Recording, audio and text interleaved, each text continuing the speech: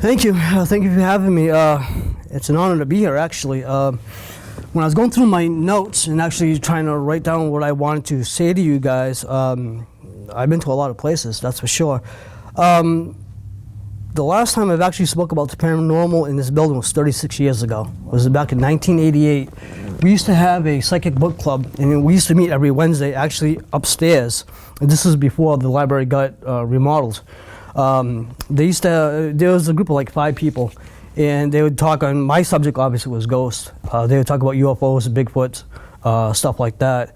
They would have people come in to do lectures, and one of the couple that came in, you guys might have known them or heard of them, was Ed and Lorena Warren. They actually came to Southbridge. They're actually here. We got to meet them, and it was pretty cool. I was 13 or 14 at the time, and I remember checking out a book by J. Anderson, I believe, the Amityville Horror House. It's the white book with the devil's tail going through the window. And I had the book, and I remember showing him like this, and Ed and Lorraine was there, and I remember Ed looking up, and he smiled. I didn't know why he did that, but I would find out years later why he did that. So that started my interest in the paranormal. I want to dedicate this meet and greet to my friend Pam here. She's the one that actually got me into the paranormal back in the day, and she's my mentor to this day. We still do things, so I want to say thank you. It's really cool. I started in the 80s. In 88 through 1990, I kind of dabbled in and out of the paranormal. Of course, I started a family, and it's so paranormal kind of took a backseat. It wasn't until 2018, after my mother passed away, that I decided I wanted to try to connect with her to see if she was all right, because I was the only child. So there's always that closure there, Little did I know that the paranormal would start taking off. I didn't realize at the time. Things started happening in the house. My shades would start going up, doors would open, footsteps would be behind me, figuring it was my mother. As we kept getting into it, I started, we formed the team, and I had some mediums come to the house, and I asked, is it my mother? And they said, no, it's not your mother. So they said it was a female, so we tried to figure this out. Come to find out, it was my wife's sister that came back, and she started playing games with us.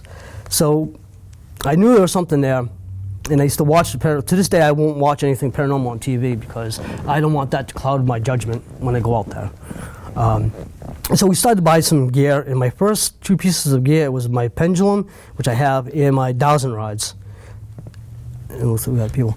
And when I got my dowsing rods, I never used dowsing rods in my life. I never did. So when I used them, I was shaky, and they started to move. I figured everybody can move the dowsing rods. Come to find out, they can't. And the pendulum started going by itself.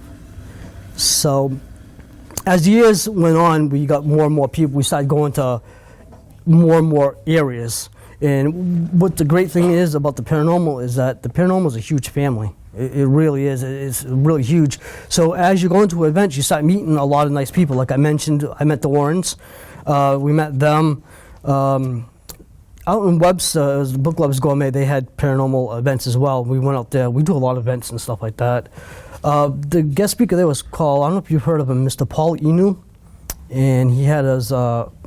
he worked with a reverend or a father, which he does exorcism.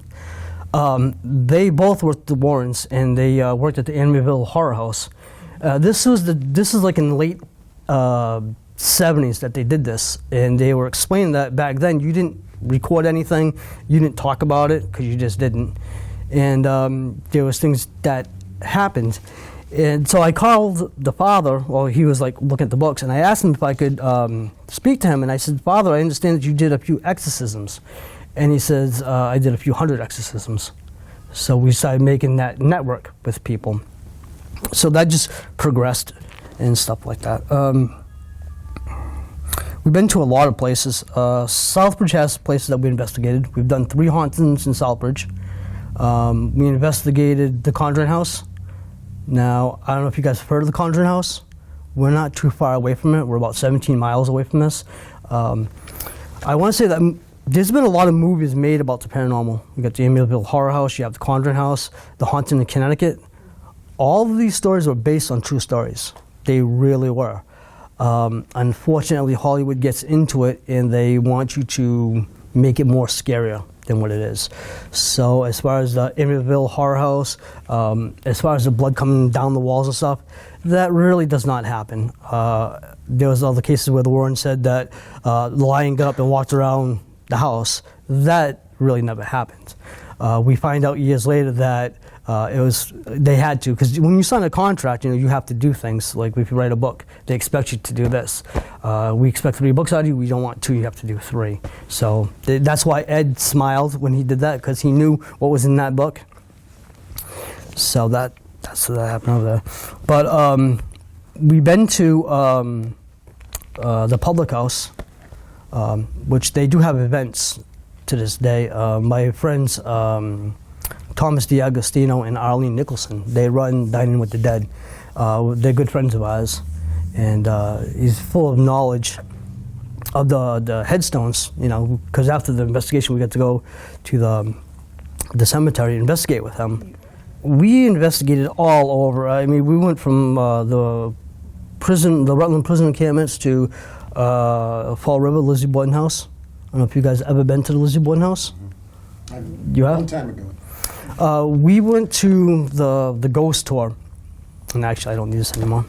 We went to the ghost tour, and that was late at night. We went to Fall River, and what I want to say is that the gear that you see here, 1 or 2 pieces, basically we all have the same gear, so it's very easy for us to adapt. Like say we go to Fall River. Fall River had their own gear, so we already knew it, so we took their gear.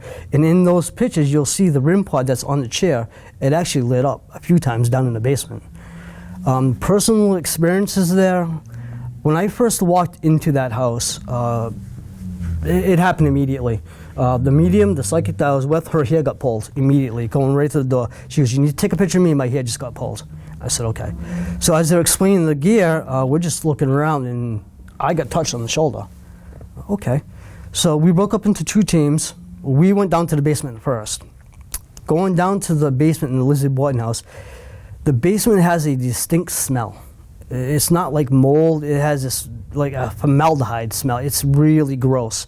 And the EMF, because they have lights like this, but the older kind, you literally feel that. Now when you're talking about high EMFs, this gear can trigger, but it can actually get triggered by the EMF. So we had to keep that in mind. When you investigate things, you have to keep all that in mind. So if you would take like the EMF and bring up to a light, that thing would go off. As we were investigating, we had the dowsing rods going. I had the K2, which I don't have my K2 meter with me. It's actually on loan with another paranormal team as my camcorder. I just went down for a second and it just went off. And it's all concrete basement. So I'm like, well, that's strange. Now, as you're doing an investigation, you have to kind of be educated on like the building, the electrical. It helps, it really does. As I look down, and one of the things about being a paranormal investigator, you're a skeptic, because you have to debunk everything that you're getting, I was wondering why that meter went off. And as I looked down, I noticed they recently built a room down in the basement. You can stay there if you want to. What they did was they ran a 220 line underneath the floor from the room to the service box. And I looked, and it was going up, so I was able to debunk that. Most people get gear, and if it goes up, it's haunted. Well, no, you have to know the equipment. There's reasons for things that happen. While we were in the basement, we had the REM pod was going off. We had dowsing rods going. The psychic medium, she was getting stuff. At that point in time, the girl that was with us immediately screamed and ran up the stairs that she got grabbed. And the tour guide told us that don't be surprised if you get grabbed, because he liked females. It was definitely, if you knew the story of the Lizzie Boy, that wasn't right. But he liked females, and females got grabbed. She screamed, ran up the stairs. Her friend went after her. Took them a little while to come back down the stairs. And no one touched her, and she swore up and down that she got grabbed. We stayed down there for a little bit, and then we went up to the first floor, which was where Andrew got killed, and things happened there. As we went from the kitchen into where it happened, the chair was over here by the fireplace, which you guys see in the pictures. We set up the REM pod right on the couch with a sofa. And of course, it's not the real one, it's a replica, the REM pod started going off. And as the REM pod started going off, my friend says to me, Ray, look up. As I looked up, the chandelier was moving very slightly. And now as a paranormal investigator, you debunk this. Okay, well, there might be people upstairs walking around. It could be a lot of things. And the tour guides assured us that there was no one upstairs at that point in time. There was nobody. So, okay, so we did a lot of questions and stuff, and this is what we do. We went to the front room of the Lizard boarding house, which they had a lot of Victorian chairs, stuff like this, but older. And we were asking questions, and again, we're doing the Dawson rods. Two of us were doing it, because I remember I was doing the Dawson rods myself. My fingertips started getting really, really, really cold. And when we went to the Lizzie boarding house, it was actually right around this time, probably in September. So there was no reason to be cold. The Lizzie boarding house itself doesn't have any air conditioner. The windows weren't open. So it was the breeze going by. No one was moving around. So it was really weird. In that room, I got touched again. I got touched on this side, and there was no one with me. So that was interesting. So when my medium, because she gets visions, and we were in the front room, and if you guys have ever seen the map of the Lizzie boarding house, there's a second floor where I believe it was Emma got killed. She said, why am I seeing blood coming from the ceiling? We all looked around, and I was like, well, that's kind of creepy. And on the drive back from Fall River here, I kept thinking, blood. It was actually the next day I was looking at it, and it was underneath where she got killed. And what happened was these bodies didn't get moved very fast. So it had time for the blood to seep through the floors, and the blood did come through the ceiling. That was actually documented. But for the medium to pick that up that night was kind of impressive. As we were wrapping that up, I went to the kitchen. These guys are still talking. I went to the kitchen. Now, there's a picture in there that shows the basement with a red light. I've seen the red light. I seen it go off. I seen it go back on again. I seen it go off. I'm thinking sensor light. And I says to the tour guide, and she says, yeah, I know she's looking at that light. I said, yeah, it keeps going on and off. She goes, well, yeah, I didn't want to tell you, but the spirits have been known to do that. At first she said it was people, no one's down there. I said, but there is people down there, and it should stay on constantly. It didn't. But she said, yeah, that was one of our secrets that we have, that these lights keep going off and on. That's the game that they like to play. We left that house. It's my opinion that Lizzie Borden did not kill them. It was John that did it. So that was very interesting, because some of us really had that same thing. The experience to Lizzie Borden house, you could just feel it. You walked in there, you could just feel it. You knew that you weren't alone. You could feel the eyes on you. That was interesting. The Conjuring house, I personally knew the owner, Corey and Jen. These were the former owners, not the present owners now. There is things going on right now at that house. I don't know if you guys have heard of the Conjuring story. You have, so you're aware? No? All right, there's some certain things going on. They sold the house to I won't say the name, but they sold the house to this person.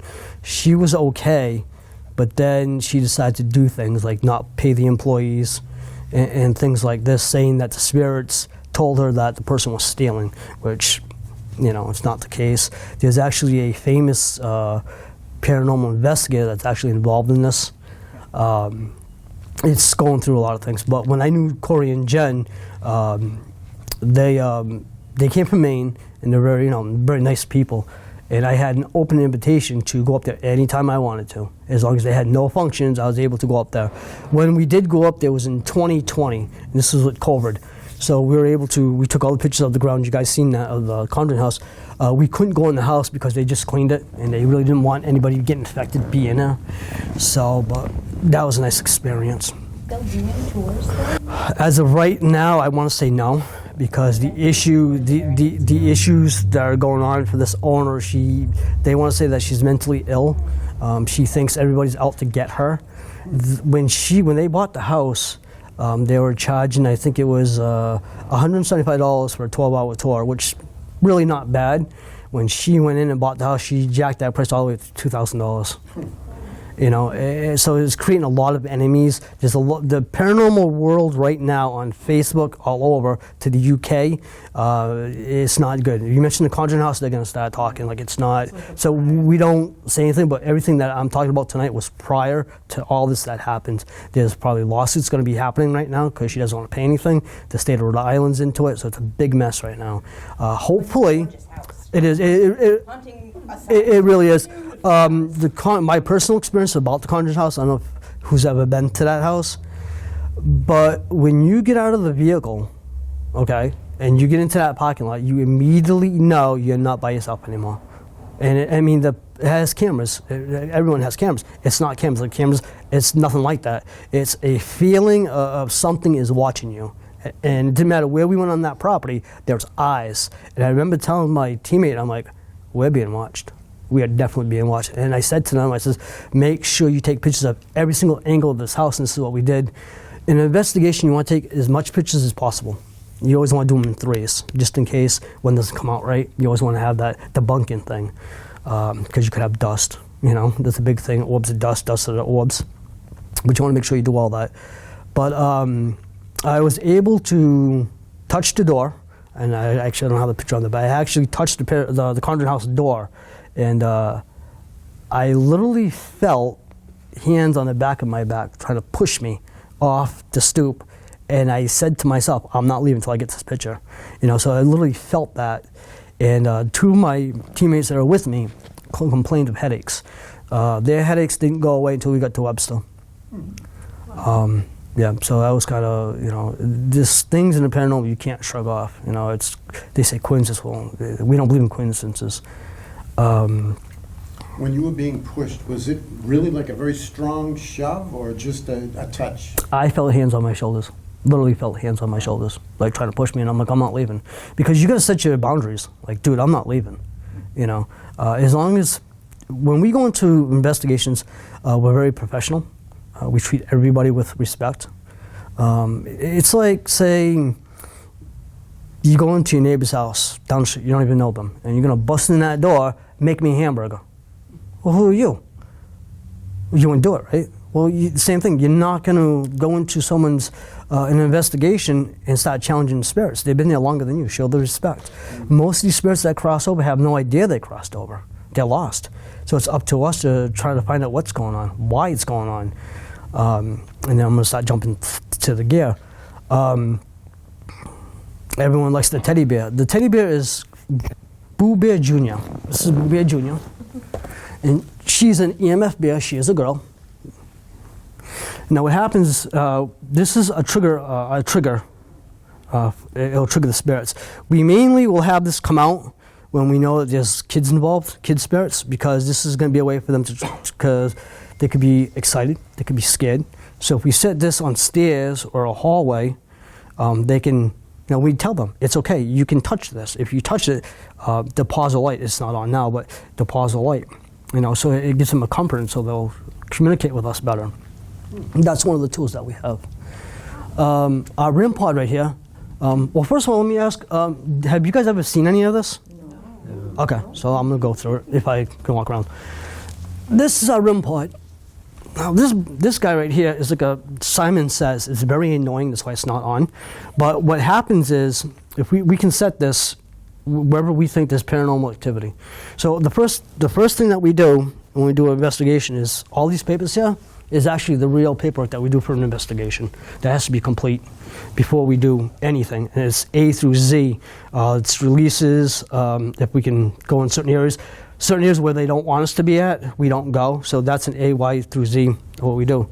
But once we find out the exact location, like they might say, the bedroom has a lot of activity, we're getting experiences in the kitchen. The more I know, the better. Because if I have a few people with me, or if not, I have a good idea where I'm going to set my gear.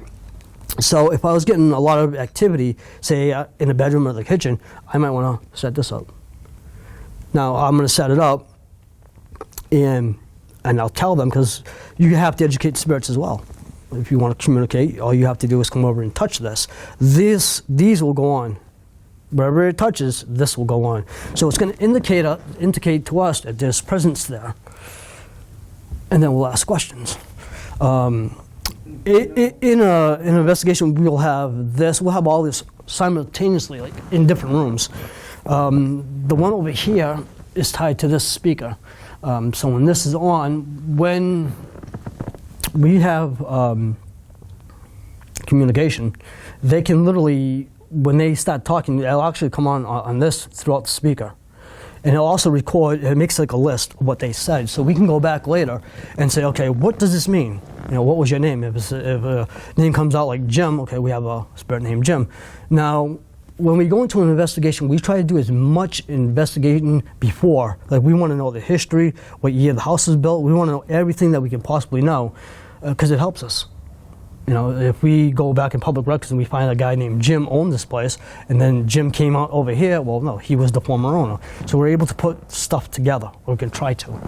On the side of that, this guy over here, this is our laser grid. That's one of the laser grids I do have. I actually have 2 laser grids. This one here is actually in squares, and it allows us to measure for entities. It's able to bend around pipes, chimneys, or wherever. So it first starts off like squares like this. So initially, if we measure those, they could be whatever, an inch, and they can go all the way up to 10 inches. We're able to, if something breaks that grid or walks by that, we can actually, because it's recorded, we can pause it and actually get a measurement of how tall this entity was. It kind of helps us a little, and we give this to the homeowner or the clients. Is that in 3 dimensions or 2? That is only in single dimension. We do have other apps that we can do. In the paranormal, is a lot. It's almost like a lot like fishing. It's like, okay, what's going to work? Can we do this? Can we do that? Maybe the Blue Bear might work. Maybe it won't. I tell everybody that wants to get into it that you don't need to go out there and spend hundreds of thousands of dollars on this equipment. It's nice to have all these good things, but you can basically go in there with dowsing rods and pendulum. You can go the old-fashioned way with a ping pong ball and flour, dust the flowers, and you'll see footsteps in the flour. The paranormal, the paranormal field and the equipment, there's so much out there. There really is. There's a EMF rope. It's a long rope. It could be 3 to 6 feet, and what this does, it can light up. If a spirit actually walks by it, the whole thing lights up. So we can put that on stairs and stuff like that. It's pretty cool. Well, we've been to so many places. The public house. I'll try to get this in more local. I'm going to try to. The public house. Have you guys heard of the hauntings at the public house? No. Yeah. Tell us all. Okay. Yeah. Well, like I said, my good friends, they run that event, and they do a great job. The place is always packed. I mean, we've been there twice. Page Hall. And I forget his name, but he'll set up a system like this. He'll set up this, and he has something like this, and they have it cranked. You can literally hear the spirits come through the Page Hall because there's a lot of history at the public house. They used to have, the military was in there. They've had funerals in there, so coffins were in there. So there's a lot of things that went on in Page Hall. So through the night, you'll get stuff like that. And They separate you guys in 4s. So one will be in one section, one will be in the famous room 40, which that room's interesting. You walk up the stairs, it's all the way up the stairs, you walk up the stairs, and you go in there, you have like a little sitting room, almost like like this, but to the right, it's a long hallway with a bedroom. And they say that the spirits like to hide in the bedroom. And when they were making that building across the way, that brand new building over there, they were working on the roof, and one of the guys looked over. Now, room 40 is, if you're looking at the public house, you see that half window, that's where the peak is. Mm-hmm. Room 40 goes from here all the way to the back of the building. That's room 40. Well, the building I'm talking about is over here. The guy was on the roof working. He looked over and he saw somebody dressed up in old clothing looking at him. Mm. And he said to his friend, he says, "There's somebody in that room." No, there isn't. There's nobody in that room. That room's not even opened. And he decided to tell what he saw, and said there's cases of that person being haunted in that room. So they do have cases in room 40. There's other areas in the public house that they've claimed to hear rocking, and actually it's happened where my friend stayed at room 40, and their friend stayed below them, and they said to them, "Oh, you guys went to bed late that night, didn't you?" He says, "No, not really. We went to bed normal time." He says, No. I literally heard somebody rocking a rocking chair, and a piece of plaster came out. It was so loud that a piece of plaster came out of the ceiling. And he says, "I assure you, it wasn't us." And so this is the spirits of the public house. They're really interesting. A lot of places. We've been to a lot of cemeteries around here. We have a lot of old headstones, 1700s. You get into the Sturbridge area. I'm fascinated with the slate work of the craftsmanship. It's really, really nice. And I was very honored to really meet Mr. Tom DiAgostino, because he informed us as we were, because there's a cemetery by the public house we actually went to, and he was teaching us that these stones that you see, they usually go deeper in the ground. If you dig down a couple inches, usually you'll see the one that made that headstone. It's actually in slate. So yeah, that's pretty cool. They took a lot of pride in their work back then. Oh yeah, they did. They really did. Yeah, we've been to a lot of places. Are those gravestones, a lot of the masons that made them, are they documented somehow? Can you read about it in the history? Yes. You can. I'm sure you can. There's a cemetery that we investigated years ago, and it's actually in Marlborough, Massachusetts, called Spring Hill Cemetery. And I don't know if you guys have ever been to Marlborough or that cemetery, but these guys literally, I don't know if it's the Historical Commission or whatever, but they literally have placards laminated of the people that passed away, and it tells you the history of them. So that was pretty cool. In that cemetery, actually, an Indian actually killed a settle in that cemetery, and they just have a stone marked where the person passed away at.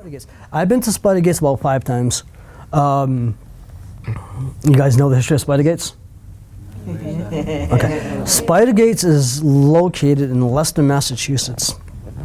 I've had a personal experience with Spider Gates, and we were together. We got to Spider Gates. Now, Spider Gates is an old Quaker cemetery. It's granite lined, and then you have headstones going this way, and of course they get the names from the gates. They look like spider webs. There's history of there's a tree right to the left where someone hung themselves. There's from that to satanic cults. There's you go through so many gates into hell, they say. There's also one with name I want to say is Marmaduke. It's said that if you go to that cemetery at 12 o'clock at night, go to his grave and you put your ear down to his grave, he'll talk to you. Nobody knows what he'll say to you, but you're not supposed to be there anyways after dark. It's a creepy cemetery. I mean, if you've ever been there, get the chance to go. It's off of one of the roads. It's about a quarter-mile walk into the woods, and the cemetery is there. It's very creepy. It's a creepy cemetery. We set up our EVP there to get EVPs, and we're recording them. And we were to the right corner, because it's like a square. And we were to the right corner, and all of a sudden over the EVP, and he growled, and he says, "I'm the devil." I said, "Well, that's nice. I have sage, so I mean, we're ready, So, but some of these spirits can come through as jokesters. Oh yeah. I've seen a few cases that were evil. Evil is out there. I've been a witness to somebody that had an attachment. I personally seen that. It was actually here in Southbridge. We were doing a investigation down, actually not too far from us, on Mechanic Street, and we were going through the house, and we told this person, because she wanted to do holy water through the house. I'm like, "Don't do holy water. Don't do anything yet. Don't do it right now." So we're taking pictures, and we literally got apparitions forming through curtains. We literally saw her face coming right through the curtains. So we knew this place it had energy. Well, she didn't listen. She started doing holy water. And at one point of the EVP, you can hear, "Stop that," because it was a demonic force. Well, this person's boyfriend or husband came home, and he didn't mind us being there, but then he said, "Who has the holy water? I can smell it." I didn't know holy water had a smell. he started to get sick, very sick. He had to go outside and he threw up. So we went out there, I went out there, I'm like, you all right? And he's like, I just can't be around that. And we didn't understand why. He came back in the house, and then someone started saying a prayer, and he started to get really uncomfortable. And I remember looking at him, his eyes were black. I remember seeing his eyes were black. And he got sick again, he had to go back out. So what happened was he got a curse put on him back in the day from Puerto Rico, so he actually had a curse put on him. And hopefully he got some help. That was more of a generational curse, and he just happened to be oppressed. Yep.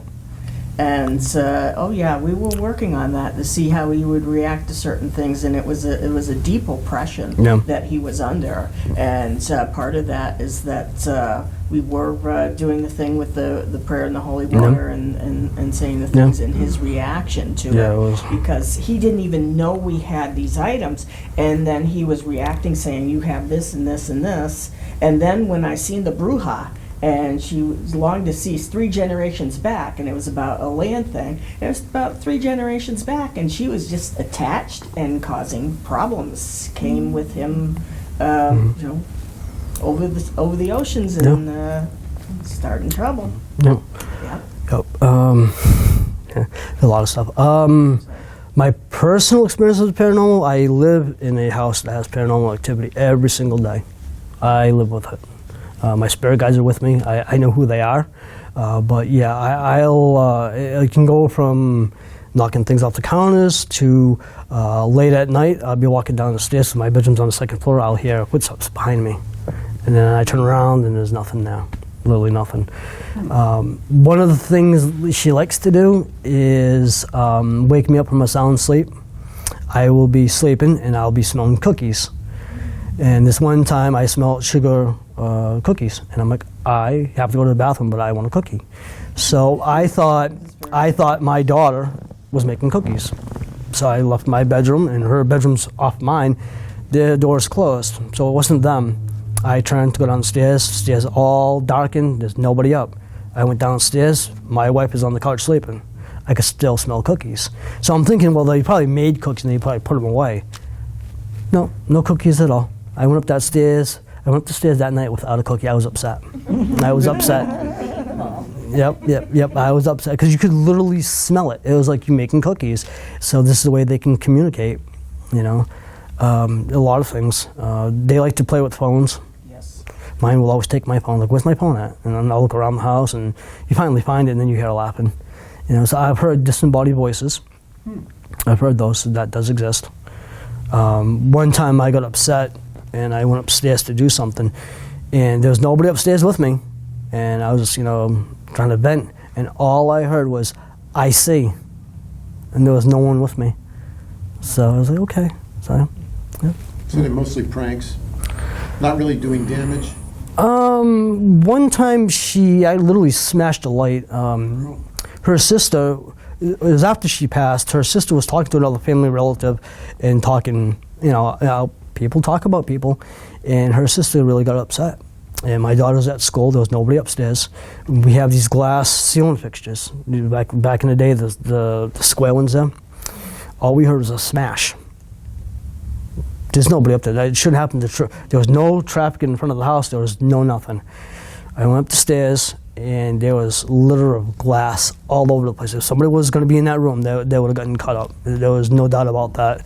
And we picked it all up, figuring, and I'm trying to really, I was debunking that even before I was a paranormal investigator. I was like, how does this happen? And we're trying to find the fastener to that. We never found the fastener to that. It was just like it disappeared. So I went out, I bought another glass fixture and another thing, put it up. About 6 months after we were remodeling her room, we literally found that piece, and it wasn't supposed to be there. I mean, the angle from where that came, there's no way that should have been where we found it. So it was like, wow. So she hasn't smashed anything yet. We told her not to. It's what separates us from the thrill seekers. Every time we go into a paranormal investigation, it's always serious. Like, this is serious. There's a checklist that we do. We will say our opening close prayers to St. Michael. We'll say the opening prayer, because we want protection. We do have holy water, and I do have sage. We'll do the investigation.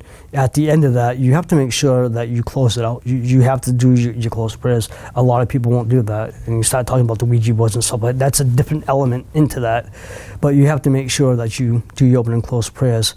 If we go into a place and I can feel it, if I go in a place and there's something negative or something not negative, I can feel there's something there. I just have that knack. And if it's negative, we'll do the investigation, but we tell the homeowner that, or the client, that if you want, we can sage. Now, you guys seen sage?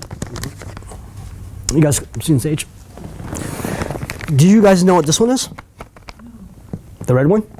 Everybody knows what the white sage is. The red one is dragon blood. This is dragon blood sage. I mean, there's thousands of sage out there, but these are going to be the two most common ones that we use. Everyone will use the white. But if we have that negativity atmosphere, I would be inclined to use red. But you have to be very careful before you do any of this. This stuff will work, but if it's negative, evil entities, they will come back. And if they do come back, they're going to be really upset, what you just did. So we can only suggest what to do. If it's very negative and I feel it, I will not even suggest doing that sage, because I know when I leave, because I'm only there for an hour or so, or whatever it is, 3 hours. I know when I leave, that entity is going to come back and they're not going to be happy, and it's going to make the family even worse. So you have to be very careful what you're going to be using. So in that circumstance, we're like doctors. We have a list that we can suggest. Like, okay, if you have all this bad stuff happening, we can suggest a demonologist. You have to know when to stop your investigations and learn to hand it off to somebody else that can take it further. There's teams out there that will go through everything, and if they aggravate, they can make the situation a lot worse. Whereas if you pass it over, like, okay, we actually have a checklist of the demonology course that we have, and I'll show it to you guys.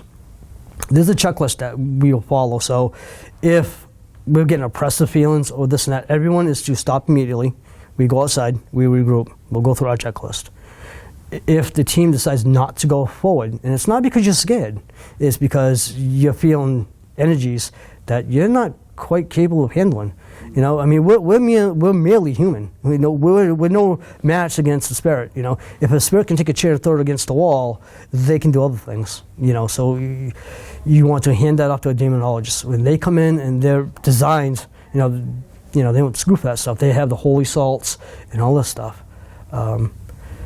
In my courses of doing the paranormal investigations, I have never seen. I've seen things break, but I've never literally seen something get picked up and thrown against the wall. I mean, something for that to happen, you're talking about this high energy that's not happy. I mean, it takes a lot of energy to move things. My buddies, he passed away now, Mr. Paulino, that worked with the Warrens. They did the movie called Haunted in Connecticut. They went there in the 70s, and that was definitely evil. They literally walked into a police and fire department, and when they walked into the kitchen, they literally saw the refrigerator. This is a 1950 old refrigerator, literally come off the floor about a foot and come back down. The cop looked at the other fireman, and he went in his cruiser, and they couldn't get him out. So yeah, it exists. The paranormal does exist. Do the demonologists use different equipment or about the same, similar as what you're using? The demonologists, they don't. I mean, they can, but they actually go into it more like salts, prayers. They have their own. They have their own bag they'll use. They won't. They do have sage, but they're not gonna mess with sage. It's gonna be like their stuff that they have, and some top secret stuff I don't even know that they use. They have ways of binding spirit that an average investigator does not. Yeah. Part of an investigation is going and being a discerner of what the Well, basically what we do is we gather all of our information, and if we need to call the demonologist, this is what we got, what do you think? They'll talk to them by phone, and then they'll show up. But my demonologist, he can be ready, and if he's not busy, he lives in Leicester, Massachusetts, so he can be to the client's houses within about an hour or so. It depends how bad it is. Once So you, always on call, pretty much? it all depends how bad that situation is. If we're talking kids getting their hair pulled and whipped out of cribs, that's a very emergency. Now it's time for them to really go.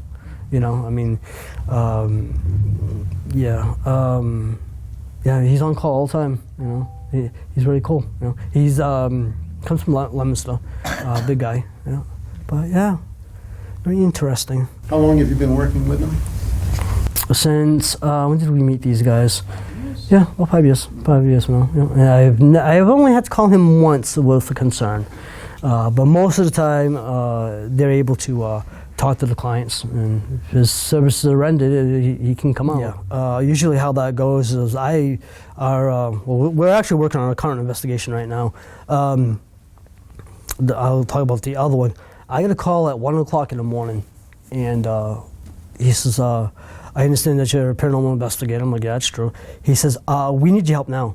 He says, my kids are being tormented by a spirit. They can't sleep. They're screaming. Things are being thrown around the house. And I'm like, uh-oh. You know, it might be. He says, no, can you come now? I'm like, well, it's 1 o'clock in the morning. I can't come now, but I'll be there as soon as I get my team ready to go and can be there. Actually, this was on Chestnut Street, right down the street from here, years ago. So it wasn't far at all. No, Morris Street. I'm sorry, it was Morris Street.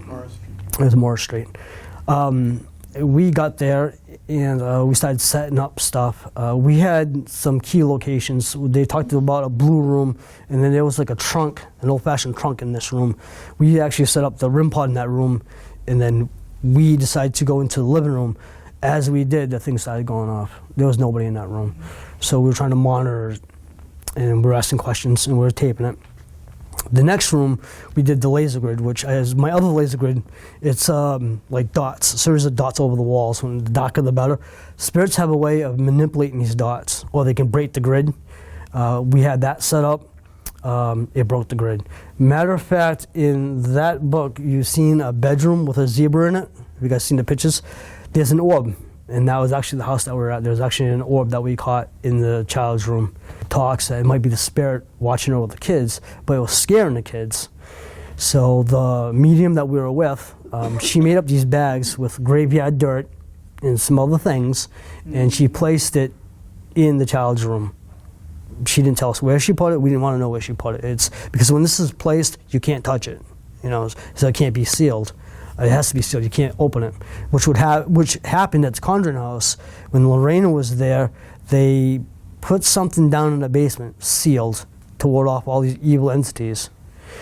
Years later, the plumber or whoever was down in the basement, must have found it and opened it up, and you know, and then all of a sudden, you know, things happen. You know, because sometimes it's kept at bay. Say that most places, right, like most homes, apartment buildings, whatever, condos, have some kind of spirit in there or that frequents it, but unless they're doing something outrageous, right, we don't really notice it. True. It's funny because I said, like, it was 36 years ago I was here into the paranormal. You know, I'm here now. Back then, you really didn't talk about that. You know, so now it's more open, and now we have COVID that came around 2020. You had people stuck in their house. You know, so now they're not used to, you know, they weren't used to that situation. So now the spirits, now they'll be able to, I never heard that before. No, that never happened. And other times it's when you start doing remodeling your houses. That spirits are so used to it being this way, you went in and you change it that way, they get upset. I've been in investigations where they have said, I don't like the color of these walls, you know, because I do have abilities too. And I'm like, what do you mean you don't like the color of the walls? They change it. I don't like the color of these walls. So we asked them, like, did you guys recently paint? Yeah, about 2 months ago. Oh, yeah, they don't like it. You know, so they can literally slam doors and stuff like that, show that they don't like it. The kids like to play. They'll mischief. They'll throw things and things down the stairs. That's why we have the boo bam. They think that they're still here. They're not. When we go into places like this and we're able to communicate with them, and we try to figure out what's going on, and we give them that option to cross them over, you know, because some of them, even in cemeteries, that they're haunted in cemeteries. They're afraid to cross over because they're afraid of judgment. They're afraid of what might happen to them, what they did here. They don't want to go through that judgment, so they'll stay here. Or others feel that they have a job that they haven't finished yet. And we need to tell them, like, it's fine, you can move on. And others like, no, I like it here, I'm staying here. You know I can go, I just want to stay here. And they can kind of chill. But we let them know that, if they're not comfortable, we have to move you. As I said, you got to be very careful what you do because, they can come back. I find it interesting, the Amityville Horror House. Like I said, most of these are all based on true stories. They just got exaggerated. It's amazing to me that the guy got a shotgun and he shot them all, and no one heard the gunshots. There's houses on the side of that, and he said that he saw black hands with a shotgun, giving it to him. So is that demonic? Do they have a ways to stop the sound? You never know. But no one heard gunshots that night. So that is true. That's true. A lot of stuff. Yeah, they even did a remake of that movie. Yeah, Many times over. Yeah. But as far as the blood coming down the walls like that in the lion's chair, that never happened. But that's a Hollywood misconception. Yeah. Well, I mean, that's Hollywood. I mean, I have friends now. I mean, I know a lot of people in this field. They some of them like to they like that. I've been offered to go to Discovery.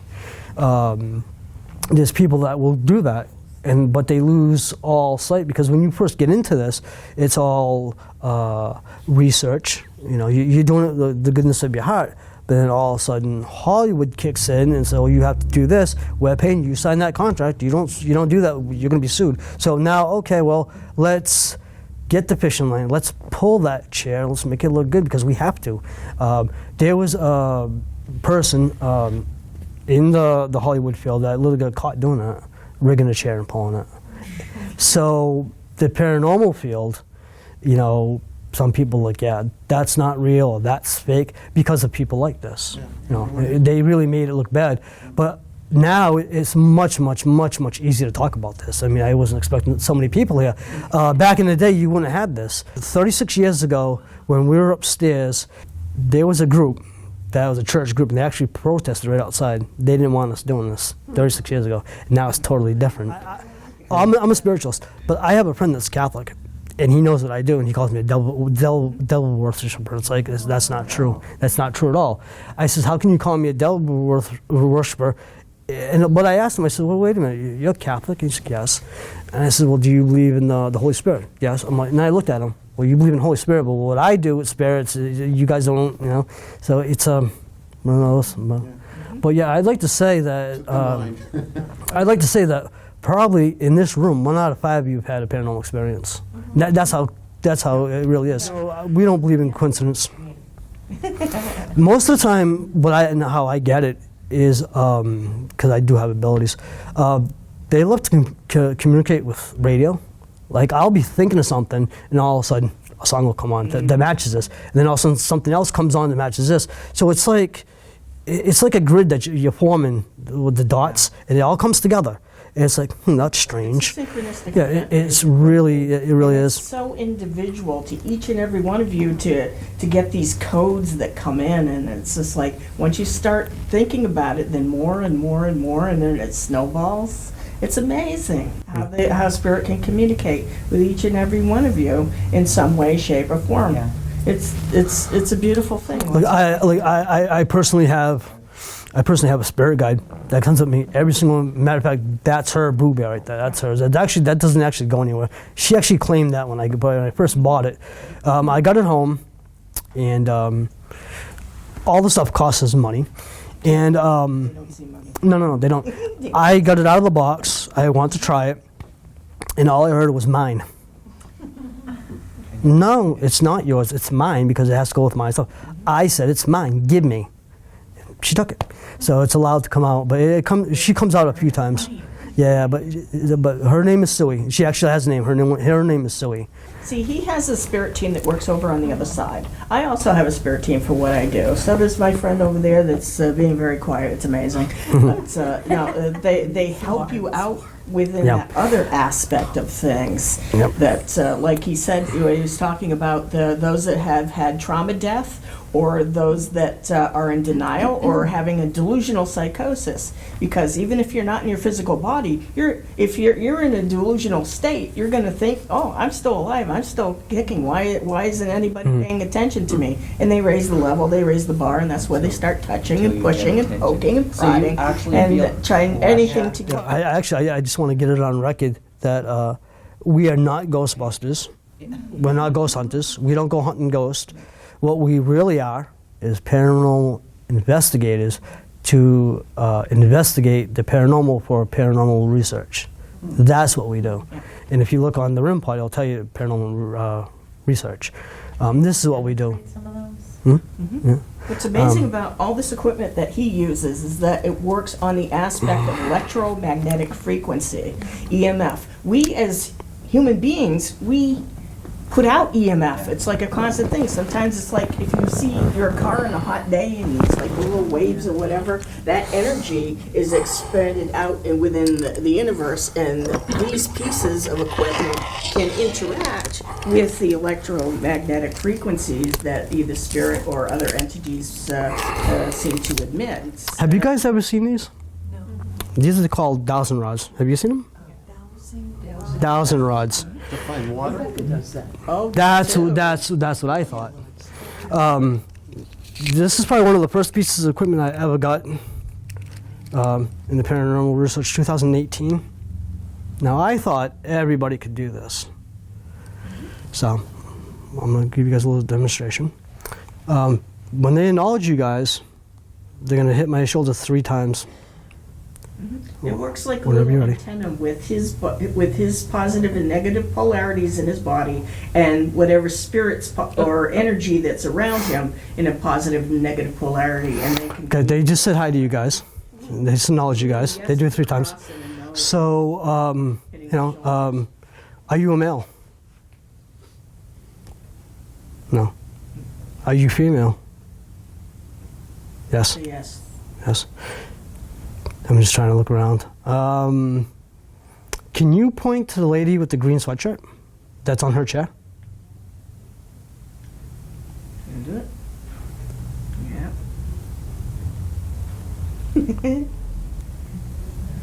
Hey. If we walk closer, she'll make the X. Yes.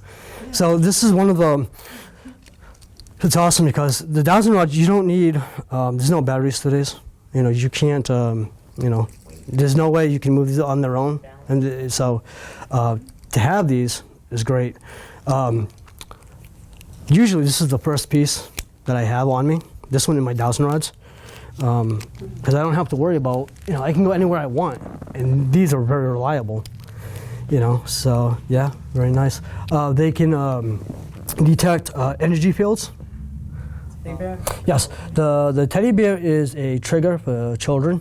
Or maybe people with disabilities that can't, they probably relate better with that. Usually a trigger object is what a teddy bear, sometimes music of a certain era will catch their attention. If you play something that's generally from whatever the age of the house is, or whatever, say the house was built in 1924, you play some music from 1924, it's going to activate whatever it is in their energy space, and they're more apt to communicate. Same thing like with the little blue buddy there. It helps those that are shy come forward and communicate with people like Ray. Now, going back to the spider gates, that was amazing when we went there, because I went out with him on one occasion. And we had a PSB7 spirit box, which is a radio frequency that goes up and down the AM and FM radio frequencies. And it's like a dirty noise, almost like how a sprinkler would be in your yard, So it uses that dirty noise to communicate. Now, we're in a cemetery that has Quakers. So everybody was going, good morning, friend, good day, friend, friend. And because it was extremely popular, there was 3 other teams that were there and a couple. As soon as I turned on the machine and they started talking, those people scattered. Yep. It was just like they got their little fear factor thing going, we're out of here. Yeah. And we stuck with it, and they were basically saying about what the environment was and who was there, and that there was a bear, don't go down that way because there was a bear there this morning. And they were basically saying these things on the box. Yeah, it was quite funny when we put that spirit box on. That group says, "Oh, that's just creepy," and then they just took off. Well, I mean, it all depends. I go to Oak Ridge Cemetery over here, and I have people I know that's buried there. They'll talk to me in Spanish.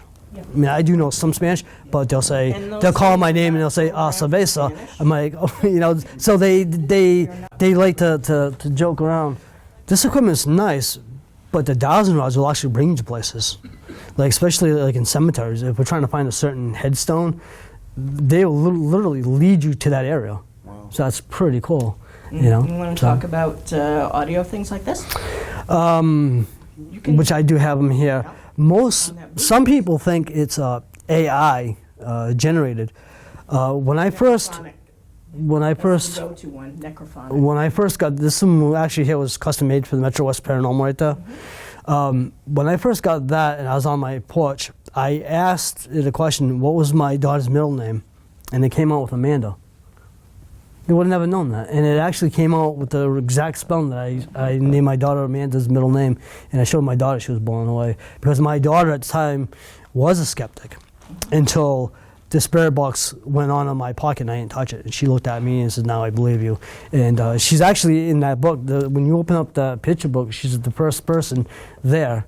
And I brought her to a lot of paranormal experiences and things. When I was at the Lizzie Borden house, before we got there, I literally saw my spirit guide, like, the house is like, you have a driveway, okay, and you have stairs that come up to go to the kitchen.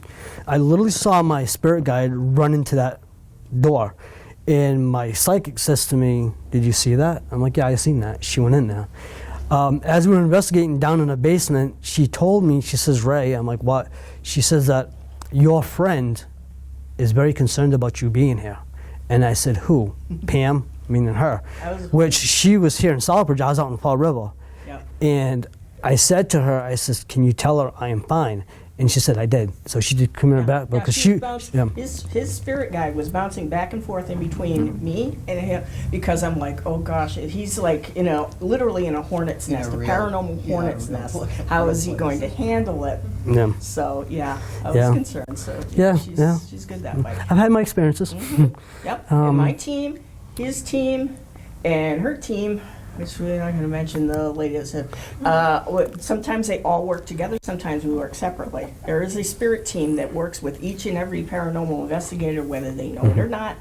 I know it. Go out on field to either for protection or to communicate with those that are lost and confused, as I call it, because sometimes that's what it is. They're lost and confused. They're living in this concept or a bubble of delusional psychosis, and sometimes that bubble needs to be popped, and the best way to do that is have someone that's within the spirit world to be able to communicate with them to say, "Time to move on now." If it wasn't for my mother's passing, and if it wasn't for my spirit guide, and if it wasn't for her, I would not be doing this. I would not be doing this because, I just wouldn't. Definitely the spirit guides come to you. They choose you. And I didn't even know this, but they have to get permission up there to teach you. You know, I didn't know that. And so she said to me, she said, "Look, if you want to learn the paranormal, I'm going to show you my way. But there's always buts. There's certain things I can't do. And one of them is to watch any paranormal stuff on TV at all, because she doesn't want me to get delusional on that stuff, the Hollywood. So it's all pure stuff." This is at Pine Grove Cemetery, and she told me, she says, "Look, I don't know if you guys know about Pine Grove Cemetery. Have you guys ever been there? It's an old-fashioned cemetery. It's almost like Oak Ridge, but it's older." She said, "That's fine, you can investigate, but I want you to stay away from the front of the cemetery." The front of the cemetery looks a lot like Oak Ridge with the granite. Very nice. And I was first starting off, and I wanted that picture for my Facebook page.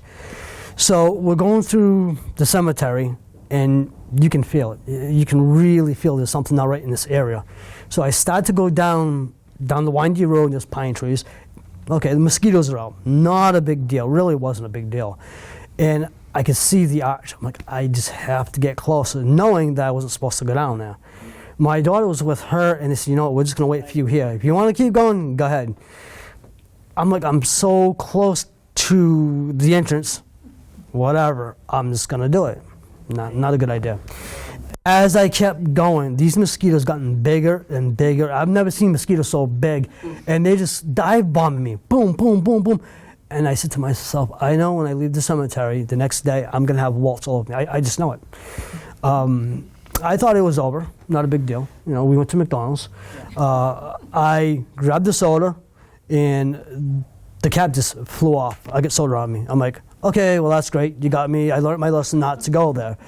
Thought that was just the end of it. Not a big deal. I got home, go up to my office. My office is actually up in my attic. I sat down, just trying to think. All of a sudden, I had 2 handprints on my knees pushing down. She got in my face. She says, you're going to do what you want to do, huh, Mr. President? She goes, the next time I tell you not to go somewhere, you don't. Do you understand me? And she was really in person in my face. And I said, yeah. She said, do you understand me? And I said, absolutely. Now, this is the force that you're being held on. You can't see anything. You're being held on, but you can hear. It's very scary. So she let me up, and I didn't go back up into the attic for about a week. I would not go upstairs. I would not. That's how much I was scared. And that was my spirit guide that did that. So you learn quickly that they tell you not to go somewhere, you just don't go there. There is no death. People that pass away, they died there, they just transform their energy. You know, they're with you. They really are with you. I also want to say, be very, very, very careful what you wish for. You might get it. You know, when my mother passed away, I wished that I could speak to the paranormal, which is a good thing that I'm able to do this. But you know, if it's used the wrong way, you can conjure up something else that you wish you didn't do. Yeah. You know, what you're talking about, like the Ouija boards, that's crazy. Open a door that you can't close. You can't close that. You just can't close it. I've literally seen, people that had those, and they tried to burn it in fire pits. It wouldn't burn. The edges would start scorching. They literally had to douse it with gasoline. They finally got it to go, and as it did, you heard in the woods screaming, yelling, and growling, and the fire was like green and yellow. It was crazy. Wow. But that does happen. So well, I just want to say thank you, Ray, for coming in tonight and telling us all your stories and the process and all that stuff, and we'd love to have you back sometime. Sure, absolutely. We do this year round, so. Yeah, thank you. Yep.